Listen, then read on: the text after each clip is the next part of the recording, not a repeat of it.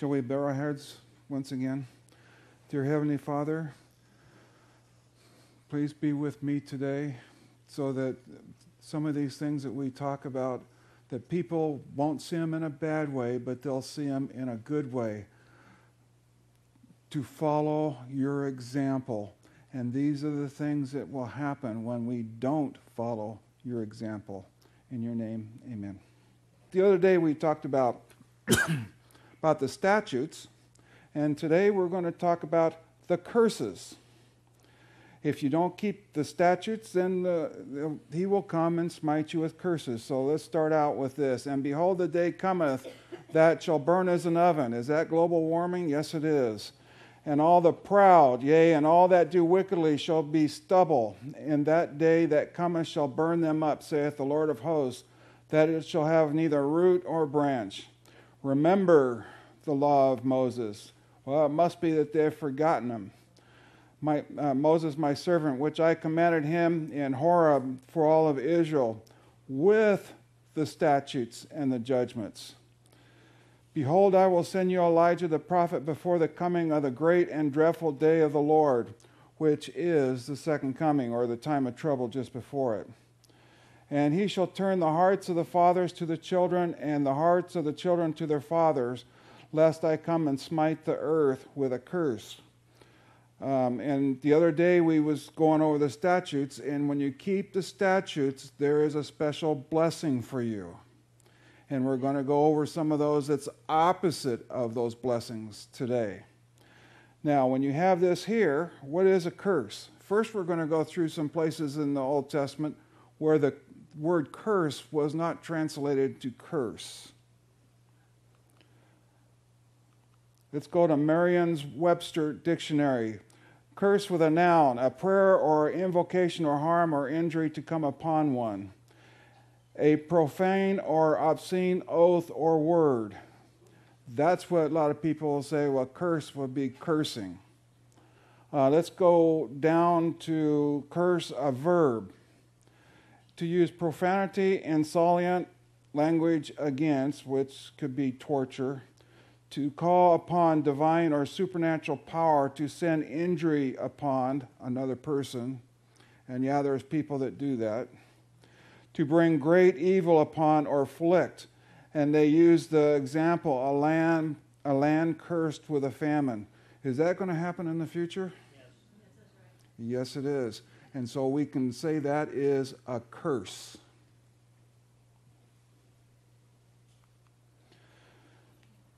So let's go and see other places where they talk about this here.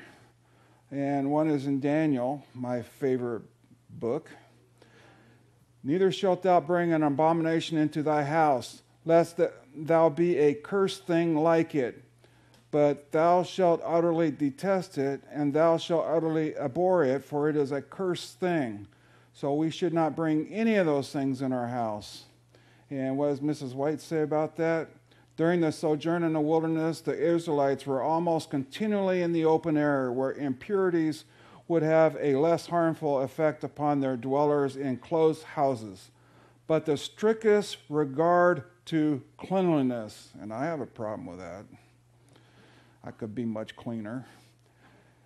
And required both within and without their tents. No refuse was allowed to remain within or about the encampment, the Lord said. Yeah, if you ask my wife, she would agree with that. Okay, let's look at this text. It shall be a place for the spreading of nets. That word nets is the same word that's used in Malachi as curse. In the midst of the sea, for I have spoken it, said the Lord God, and it shall become a spoil to the nations. And he said unto him, thus saith the Lord, because thou hast let go out of thy hand a man whom I appointed to utter destruction. That's the same word as curse. Therefore my life shall go for his life, and thy people for his people. Satan's replacement. Now this here I found extremely interesting. If you go against God, sometimes some karma is going to happen. Brave soldiers that have never been afraid of human power are now as captives taken without sword or spear. The face they look upon is not the face of a mortal warrior. It is the face of the mightiest of the Lord's host. This messenger is he who fills the position from which Satan fell. So when Satan fell, this angel took his place. And here's what he did. It is he who on the hills of Bethlehem proclaimed Christ's birth.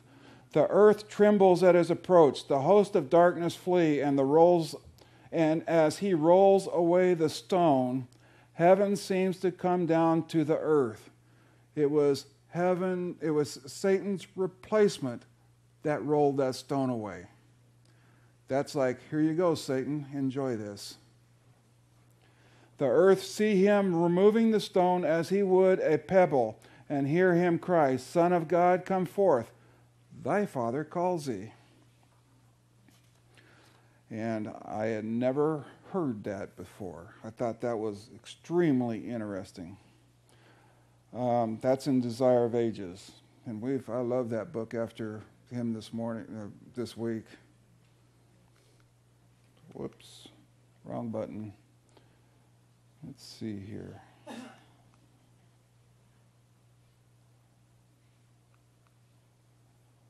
This is in 9.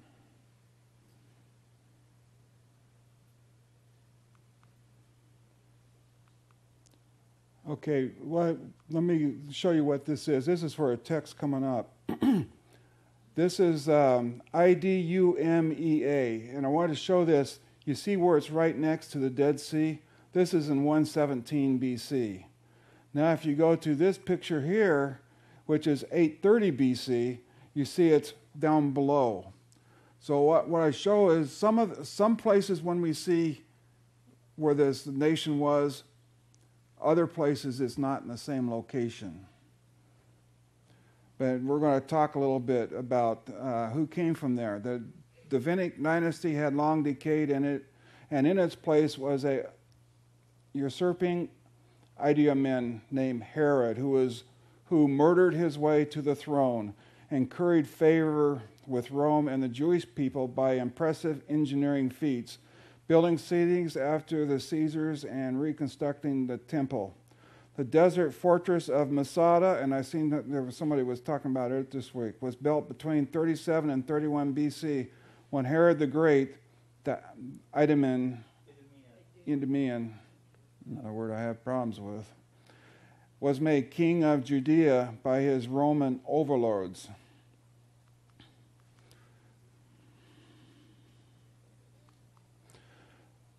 Back to these definitions. A good man is perished out of the earth, and there is none upright among men. They all lie in wait for blood. They hunt every man his brother with a net, and that should be with a curse. Shall they therefore empty their net or curse and not spare continually to slay the nations? And men it shall dwell in it, and there shall be no more utter destruction, which comes from the word curse. But Jerusalem shall be safely inhabited. And this shall be a plague wherewith the Lord will smite all the people who have fought against Jerusalem. Their flesh shall consume away while they stand upon their feet, and their eyes shall consume away in their holes, and their tongue shall consume away in their mouth. And I have been told by people that they believe that is a nuclear event. I don't know, we will see. But you see, when it happens, it says, Jerusalem shall be safely inhabited. Mrs. White says about this, my attention was again directed to the earth. The wicked had been destroyed, and their dead bodies were lying on the surface. The wrath of God and the 7 last plagues had been visited upon the inhabitants of the earth, causing them to gnaw their tongues and to pain and to curse God. The false shepherds, do we have those today? Have been a signal objects of Jehovah's wrath. Their eyes had consumed away in their holes, and their tongues in their mouths, while they stood upon their feet, and the saints had been delivered by the voice of God. The wicked multitude turned their rage upon one another. Yeah, good friends. The earth seemed to be deluged with blood, and the dead bodies were from one end to the other. Here it is to be the home of Satan and his evil angels for 1,000 years. I've always told that Satan would be all by himself, but never thought about the evil angels. So let's see. Behold that which ye have already, hold fast till I come. And he overcometh and keepeth his words unto the end. To him will I give power over the nations. And he shall rule over them with a rod of iron, as a vessel of a potter. And that's the same word as curse. Shall they be broken to shivers, even as I received of my Father. So let's go to Deuteronomy. Now in Matthew 4, when it talks about the statutes and the curse, they get it from Deuteronomy 28:15. And starting at 28:15, we will go through these curses. There's a lot of them. And you see, these curses are all because, well, let's read it. But it shall come to pass, if thou wilt not hearken to the voice of God, the Lord thy God, and observe to do his commandments and his statutes, which I command thee this day, that all these curses shall come upon thee and overtake thee. And then you can see it to, I have it should be Malachi 4, the end of the chapter. But when we talked the other day, the statutes, the Feast of Unleavened Bread is a statute. And if one of them is a statute, all the feasts are statutes. So this is the importance of keeping these statutes. Now, I'm just going to read through these. There's one of them that I'm going to stop and talk about, but I'm just going to read through them. Cursed that thou be in the city, and cursed shalt thou be in the field. Cursed shalt thou be thy basket and thy store. And basket is a representation of food. Are we going to have food taken away from us? Cursed shall be the fruit of the body, which is the womb, and the fruit of the land, that increases the oxen and the flocks of the sheep. Cursed shalt thou be when it cometh in, and cursed shalt thou be when it goes out. The Lord shall send upon thee cursing, trouble, destruction, and rebuke in all that thou settest thine hand unto for to do, until thou be destroyed, and until thou perish quickly, because of the wickedness of thy doing, whereby thou hast forsaken me. Now we're going to go back to verse 2. Cursed be the fruit of thy body. That is when you have kids. And the other day, I brought it up, I think Lynn brought it up, or somebody brought up, about one of the statutes dealt with alcohol, strong drink. Now, when I was going through my LVN training, they had this, y'all have to come down and see this child. He has this, what they call FAS, which is fetal alcohol syndrome. Their eyes are far apart, and they're just not right. And the instructor says, I want you to look at this, and look at it, and look at it. And now I want you, when you do your education, especially women that's pregnant, no alcohol. This is back in the 70s. And this here idea for pregnant women and alcohol, today in the United States, mostly we don't have that problem. And it's because of the shame that is put on a woman for drinking alcohol when she's pregnant. To me, that's like this here, it's a curse. It should not happen to any Seventh-day Adventists. It should not have happened to them ever. So let's go to Joel. How do the beasts groan? The herds and the cattle are perplexed because they have no pasture. Yea, the flocks of sheep are made desolate. And I think Chris was talking a little bit about some of those things, about drought and bad things that's happening. O Lord, to thee will I cry, for the fire hath devoured the pastures in the wilderness, and the flame hath burned all the trees of the field. Have we had any flames burning trees here in California? So I believe that is probably one of the curses. The beasts of the field cry also under the tree, because they, don't have grass. For the rivers of the waters are dried up, and the fire that devoureth the pastures of the wilderness. Let's go back to Deuteronomy 28. The Lord shall make the pestilence cleave unto thee until we have consumed or destroy thee from the land, whether thou goest to possess it. This is the people who, have kicked a lot of the statutes to the curb. The Lord will smite thee with a consumption, which is you can read it. Emaciation.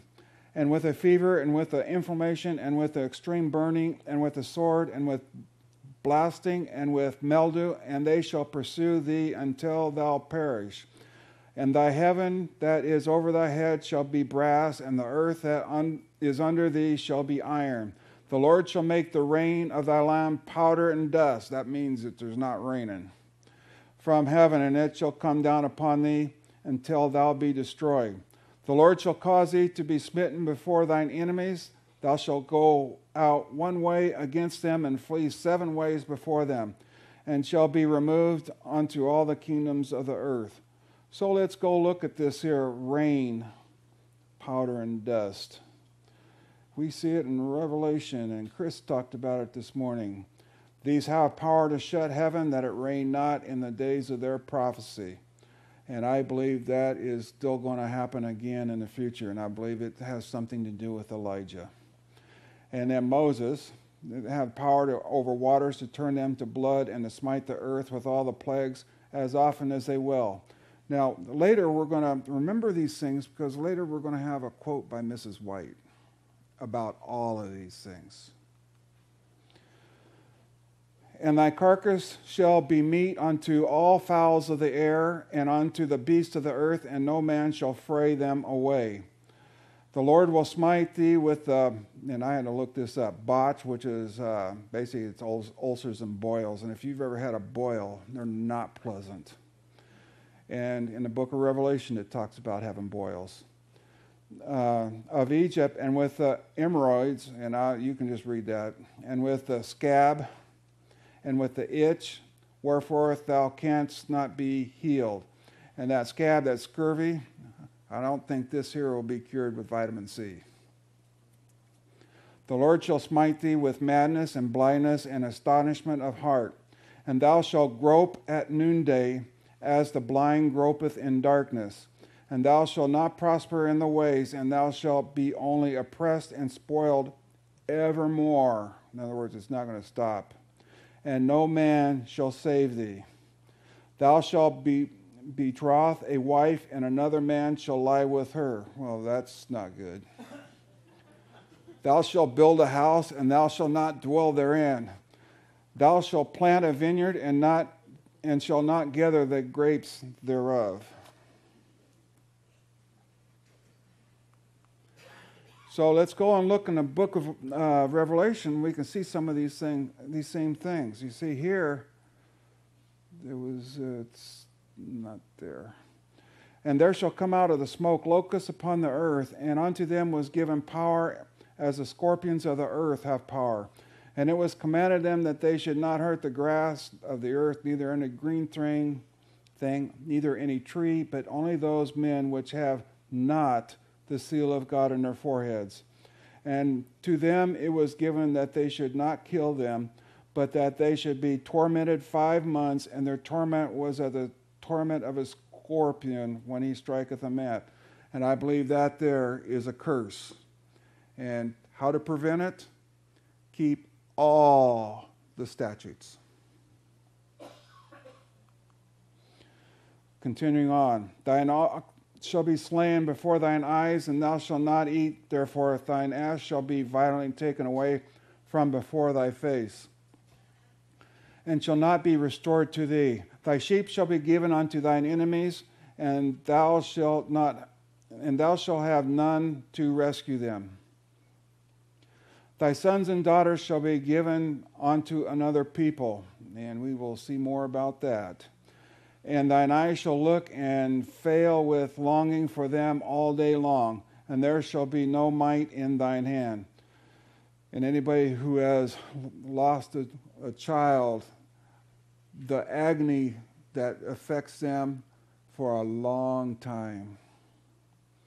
The fruit of thy hand, of thy land, and all thy labors shall a nation which thou knowest not eat up, and thou shalt be only oppressed and crushed always, so that thou shalt be mad for the sight of thy eyes which thou shalt see.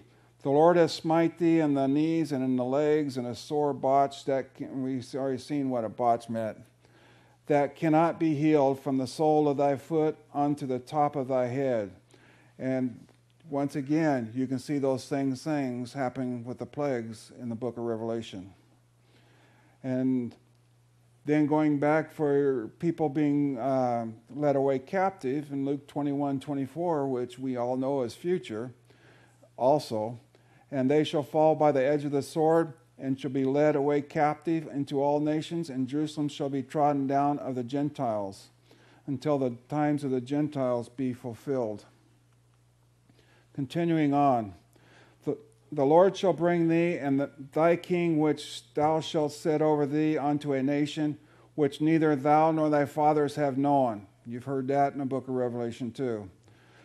And there thou shalt serve other gods, wood and stone.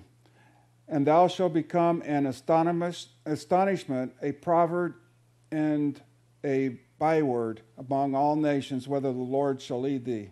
Thou shalt carry much seed out in the field, and shalt gather but little in, for the locust shall consume it. And that there is the same locust it talks about, but we've talked about before. Some of these things are repeated in here, which means they must be important. They shall plant vineyards and dress them, and shall neither drink of the wine nor gather the grapes, for the worms shall eat them. Thou shalt have olive trees throughout all thy coast, but thou shalt not anoint thyself with oil, for thine olive shall cast its fruit. Continuing. See, I told you there's a lot of these here. Let's go to Joel and see what it says about that. Oh, here's with the locusts. That which the palmer worm hath left hath the locust eaten, and that which the locusts have left hath the cankerworm eaten, and that which the cankerworm hath left the caterpillar eaten. So there's not much left, is there? Awake, ye drunkards, and weep and howl, all ye drinkers of wine, because of the new wine which is cut off from your mouth. For nations is come upon thy land, strong and without number, whose teeth are the teeth of a lion, and he hath the cheek teeth of a great lion. He hath laid my vine waste and barked my fig tree, and he hath made it clean bare and cast it away. The branches thereof are made white. And then continuing on later, it says, Alas for the day of the Lord is at hand, and as a destruction of the mighty one shall come. And we all know that's future. So this other has to be future also. Continuing on. Thou shalt beget sons and daughters, but shalt not enjoy them, for they go into captivity. And see, he said that was in before. Here's the locust again. And thy trees and fruits of the land shall the locust consume. The stranger that is within thee shall get up above thee very high, and thou shalt come down very low. He shall lend to thee, and thou shalt not lend to him. And he shall be the head, and thou shalt be the tail. In other words, he's in charge of you. Moreover, these curses shall come upon thee, and shall pursue thee, and overtake thee, till thou be destroyed, because thou hearkenest not unto the voice of the Lord thy God, to keep his commandments and his statutes, which he commandeth thee. See, there it's again, the result of this is directly for not keeping the commandments and the statutes. Directly.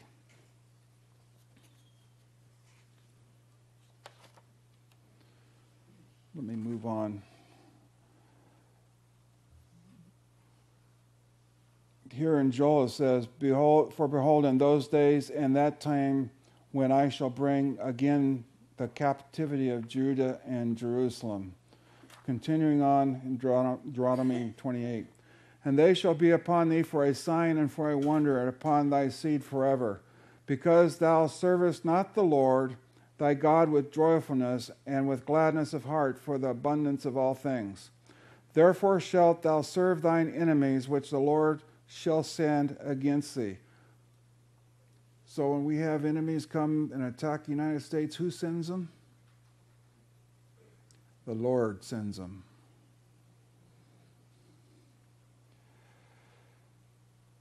In hunger and in thirst and in nakedness and in want of all things, and he shall put a yoke of iron upon thy neck until thou have destroyed thee. The Lord shall bring a nation against thee from far, from the end of the earth, as swift as an eagle flieth, a nation whose tongue thou shalt not understand. And swift as an eagle flies, that means it's going to be occurring very fast. A nation of fierce countenance, that's that word again, which shall not regard the person of the old, nor show favor to the young. And then we've already read this here, because I need to have time. Let's go on to Deuteronomy again. And he shall eat the fruit of thy cattle and the fruit of thy land until thou be destroyed, which also shall not leave thee neither corn, wine, or oil, or the increase of the kine or flocks of thy sheep until you have destroyed thee. And he shall besiege thee in all thy gates until the high and fenced walls come down, until thou trusteth throughout thy land.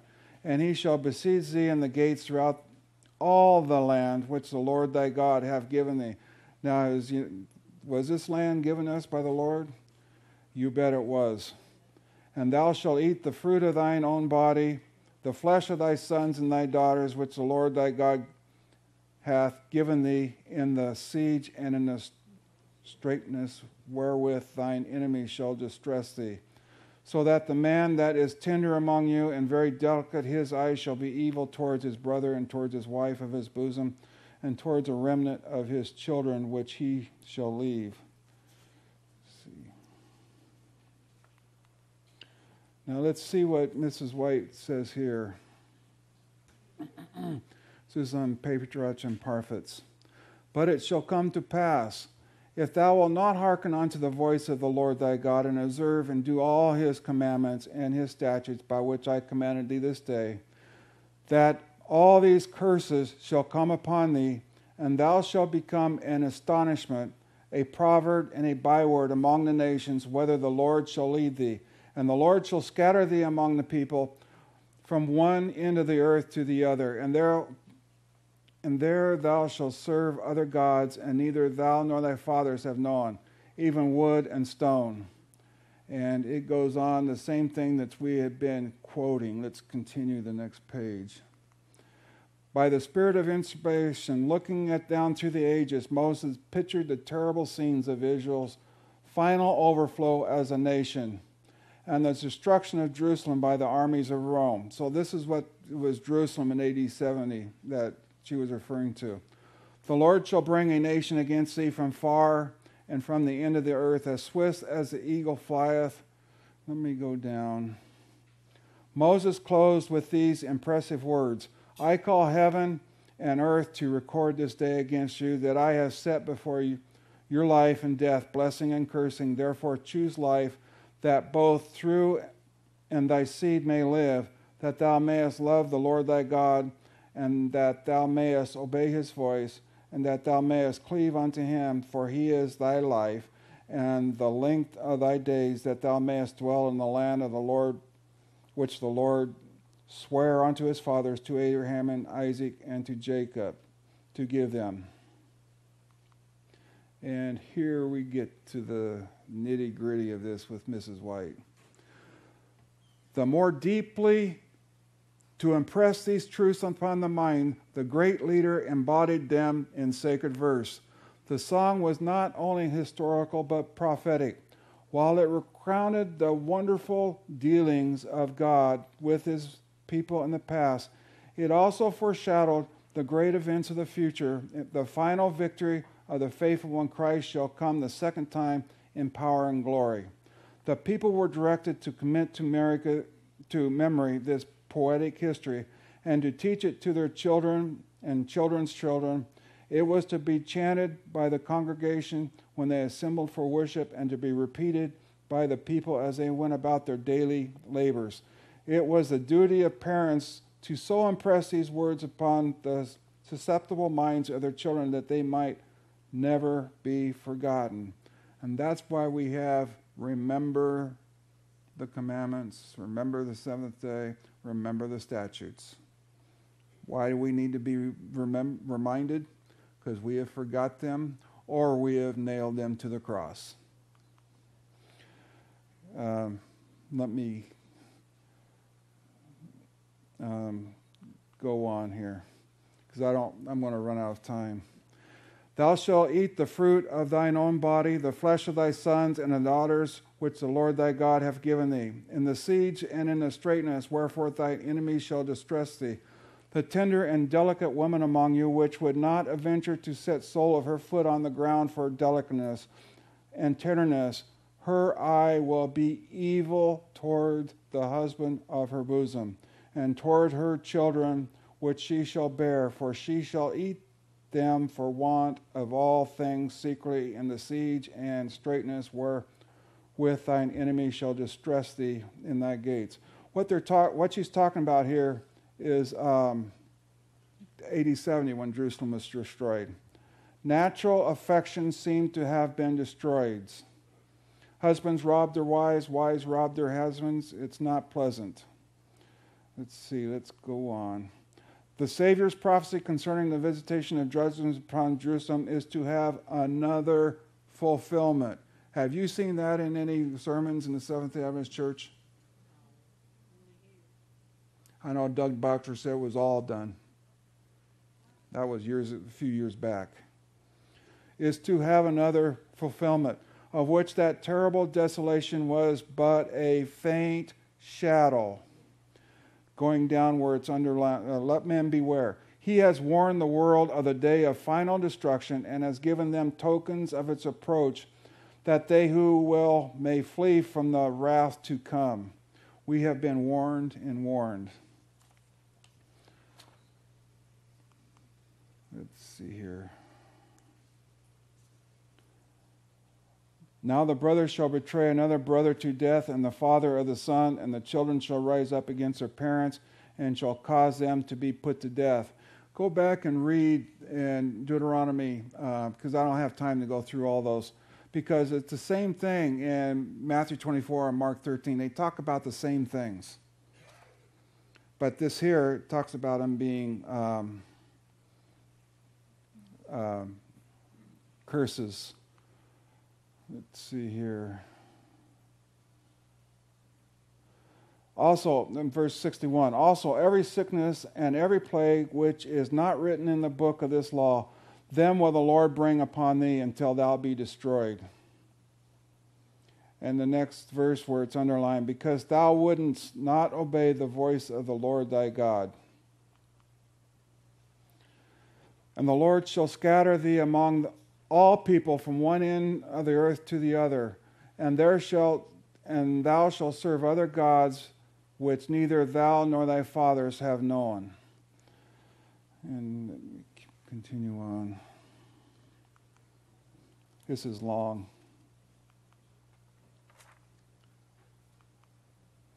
Okay, here's where I wanted to get to where the rubber meets the road about the Seventh-day Adventist Church today. And this is what I wrote on top. Never, never, no matter what. Thou shalt make no covenant with them. This is from Mrs. White in Prophets and Kings. Do you think that is clear? Thou shalt make no covenant with them. God has said, and those who had recently rededicated themselves to the Lord at the altar set up before the ruins of his temple realized that the line of demarcation between his people and the world is ever to be kept unmistakably distinct. We're a peculiar people, they are not. They refuse to enter into alliance with those who, though familiar with the requirements of God's law, would not yield to its claims. The principles set forth in Deuteronomy. Now listen to this. We just went through, I didn't get through all of them. The principles set forth in Deuteronomy for the instruction of Israel are to be followed by God's people to the end of time. True prosperity is dependent on the continuance of our covenant relationship with God. Never can we afford to compromise principle by entering into alliance with those who do not fear him. And Dan, you wrote some letters you talked about. Well, so did I, and you're about ready to see them. Well, you're not going to see them, but we're going to go over it. Anybody seen this picture before?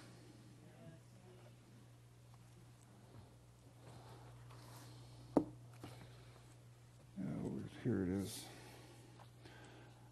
Look what it says underneath. Conference Representative Ganon Diop meets with the man of sin, the Pope, at the Vatican in October 2016 and signs an agreement with the Pope and other churches to not criticize each other's religion. Now, let's go back. Let's go back a page. Thou shalt make no covenant with them. Thou shalt make no covenant with them. Is that plain? Let's see what's written underneath there. The Protestants of the United States will be foremost in stretching their hands across the gulf to grasp the hands of spiritualism, and they will reach over the abyss to clasp hands with the Roman power. Is the Seventh-day Adventist Church a Protestant church? I was raised when I was young that this did not include the Seventh-day Adventist Church.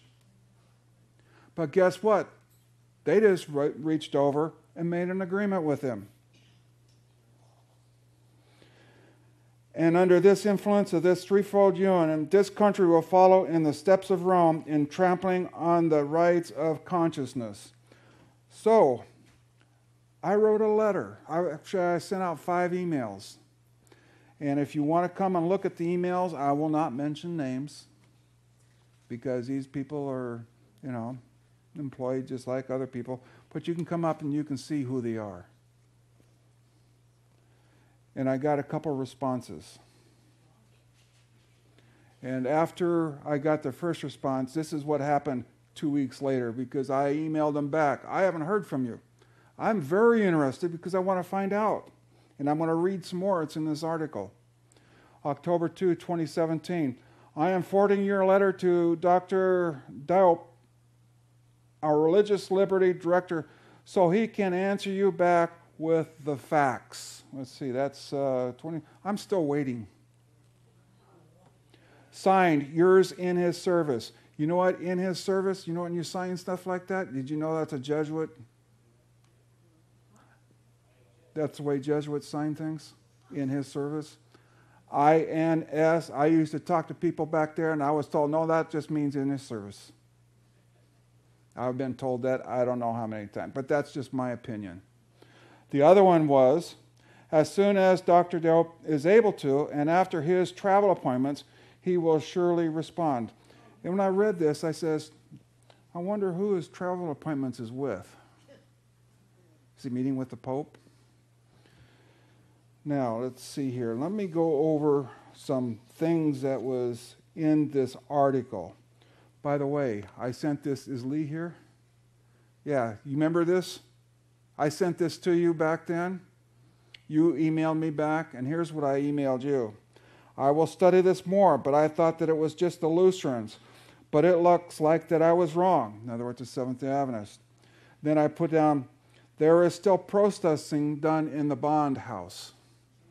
And I hope in all of your houses there's protesting being done. Let me read what some of these here articles in this article said, or things in this article said. Read the 5th volume of the Testimonies, page 207, the Seal of God chapter. How God will be slaughtering Seventh-day Adventists for their apostasy, and only a little company will be sighing and crying for the abominations in the church and will receive the seal of God. Is there anybody you've seen that's crying for the abominations in the church? I haven't seen it. I've seen some here. Let me see some other quotes from this. The Seventh-day Adventist Church cannot be treated either as a new religious movement or as a sect, declares a joint statement drawn by the Roman Catholic Church and the Adventist Church of Poland. The document cites that the fact that relations between Catholics and Adventists have not been best in the past. The statement was signed by representatives of the church, including Pastor Polok, president of the Adventist Church in Poland, and Archbishop Nosol, chairman of the Polish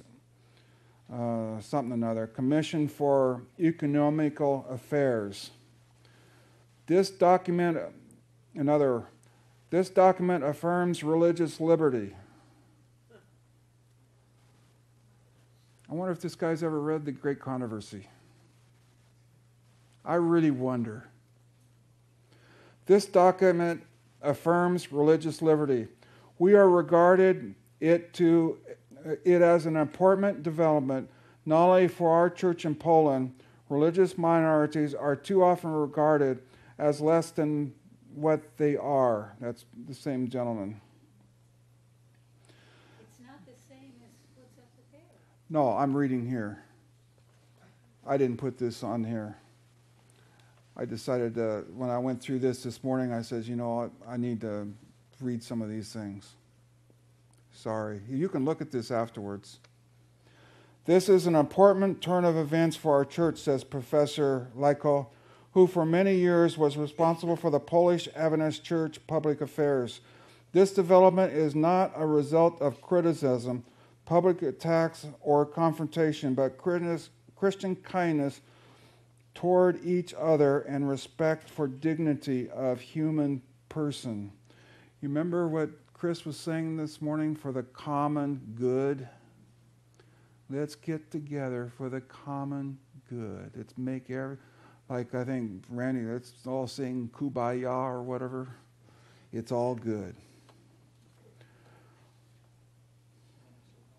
Our church recognizes that such dialogue cannot be a dialogue of compromise, but one of cooperative spirit and common understanding.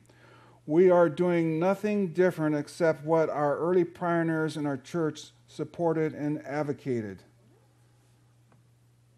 Like I said before, I don't know if he's ever read them.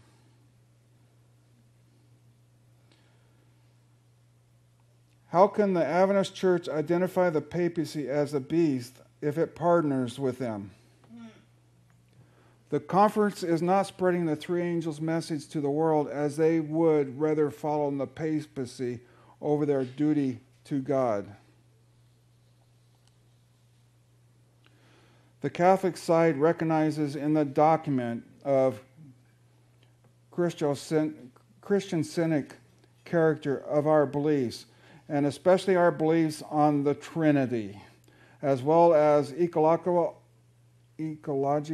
identity of the Church, a status affirmed by an act of the Polish Parliament. On our part, we spoke of a need to change attitudes towards our denomination and recognize the openness of the Catholic Church.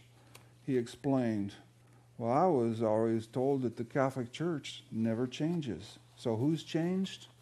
Our church has. And you can come up here and look at these documents. You can see the names. I won't publicly say what they are, but you can come up here and read them. Shall we bow our heads? Oh, one other thing. I was reading the 1919 Bible conference, and they kept on asking Prescott, W.W. Prescott, but you said in a Protestant magazine da-da-da. Well, you said in the Protestant, I says, I've never heard of the Protestant magazine. Well, I sent off for it, and I got, I think this is a year. And back then, churches everywhere was protesting against the Catholic Church. Everywhere. He had very few comments in here, and I got a long ways to go from our church, but there was comments from all kinds of church. And the theme was then, make America Catholic. Shall we bow our heads? Dear Heavenly Father, thank you for being here with us on this wonderful Sabbath day. We have so many blessings that I can't even list the thankfulness of the things that you have provided us for. Thank you for the messages that you have given me. I've learned so much again about you and your character again today. Help us so that we can do all that you say and make my life pure, Heavenly Father, so that one day that I can stand, that I am worthy to stand in front of you. In your name, amen.